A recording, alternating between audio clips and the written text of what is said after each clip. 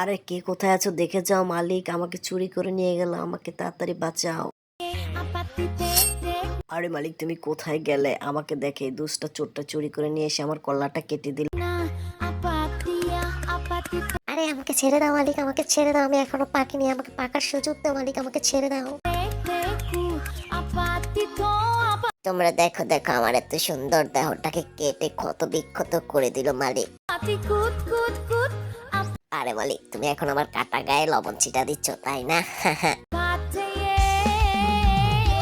আরে মালিক আমার শরীরে লবণ লাগাই হয়নি, এখন আবার আমার শরীরে মরিচ লাগাইতেছো, লবণ মরিচ একসাথে? হ্যাঁ হ্যাঁ বন্ধুরা, তোমরা কে কে দুষ্ট মালিকের মতো আম্মেকে খেয়েছো এভাবে এখনই কমেন্টের মাধ্যমে জানিয়ে যাও।